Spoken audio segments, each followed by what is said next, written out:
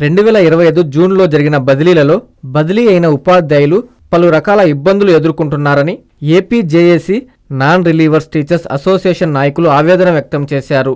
నెల్లూరు జిల్లా డిపిఓ కార్యాలయం ముందు ధర్నా చేపట్టారు.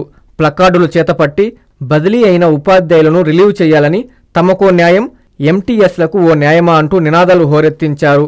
అనంతరం ఉపాధ్యాయులు మీడియాతో మాట్లాడారు. ఈ కార్యక్రమంలో టీచర్లు తదితరులు పాల్గొన్నారు.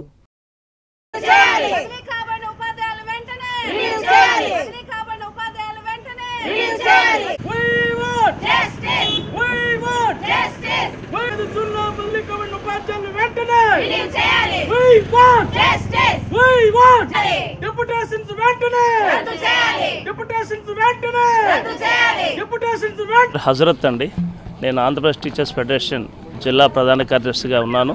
ఈరోజు ఎక్కడా లేనటువంటి ఒక వింత సంస్కృతికి ఈరోజు అటు రాష్ట్ర ప్రభుత్వం బదిలీల యాక్ట్ తీసుకొచ్చిన డిఈఓ జిల్లా కార్యాలయంలో ప్రశాంతంగా కూర్చొని ఈరోజు ఉపాధ్యాయులని వీధులు వెంట తిప్పేటటువంటి ఒక పరిస్థితికి వచ్చింది అంటే ఏపీ టీచర్స్ ఫెడరేషన్ గత 15 రోజులుగా డిఈఓని కలిసి ఎన్నిసార్లు చెప్పినప్పటికీ కూడా ఆయన నేను చేసేది అలానే ఉంది, కమిషనర్ గారు ఇచ్చారు నేను చేశానంటున్నాడు. ఇప్పుడు ఇక్కడికి నేను మీ ద్వారా ఏదైతే సామాజిక మాధ్యమాల ద్వారా ఈ డిఈఓ గారిని కమిషనర్ గారిని డైరెక్ట్ గా ఒకటే ప్రశ్న అడగదలుచుకున్నా. డిఎస్సి 2025లో అపాయింట్ అయ్యేటువంటి ఉపాధ్యాయులందరికీ నేను చూపించిన ఖాళీలు పర్ఫెక్ట్ గా నియమ నిబంధనలకి సరిగ్గా ఉన్నాయని చెప్పి ఈ డిఈఓ గారు చెప్పారు. అయితే ఇప్పుడు ఇక్కడ వింటూ ఉంటే కేటగిరీ 4th లో 12 మంది పిల్లలు ఉన్నటువంటి ప్లేస్ ను చూపించకుండా 3 విద్యార్థులు 4 విద్యార్థులు 5 మంది విద్యార్థులు ఉన్నటువంటి పాఠశాలని ఈ డిఈఓ గారు చూపించడం జరిగింది. అంటే వాకాడు, చిట్టమూరు, దొరవారి సత్రం, సూలూరుపేట ఇలాంటి ఓజలి లాంటి మండలాల్లో 9-10 సంవత్సరాల నుంచి వేదనకు గురవుతూ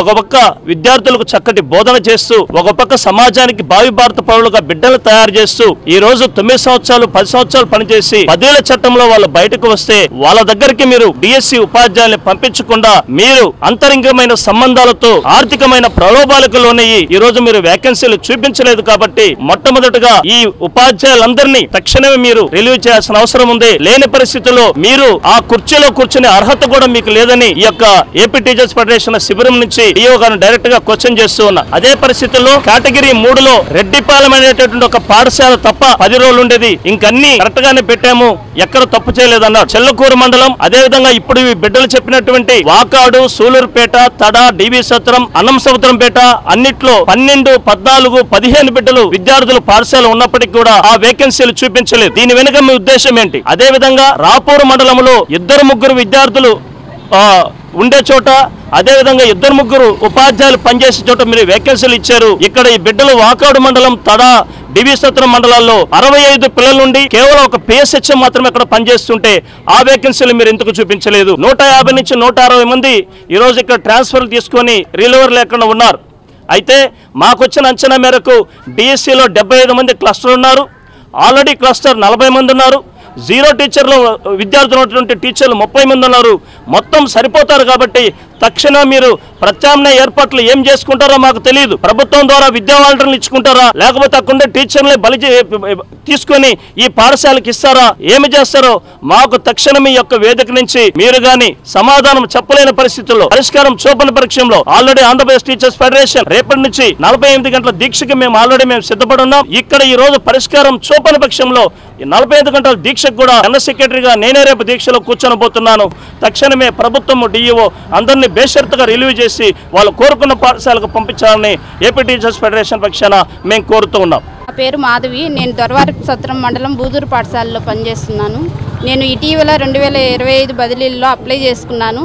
నాకు చెల్లకూరు మండలం బదిలీ వచ్చింది, కానీ నాకు రిలీవర్ లేక అక్కడే ఆపేస్తున్నారు. నన్ను వెంటనే రిలీవ్ చేయవలసిందిగా కోరుచున్నాం. డిఓ గారికి విజ్ఞప్తి చేస్తున్నాం. సార్, నా పేరు రూత్ బ్యూలా, వాకాడు మండలం శ్రీనివాసపురం స్కూల్లో పనిచేస్తున్నాను.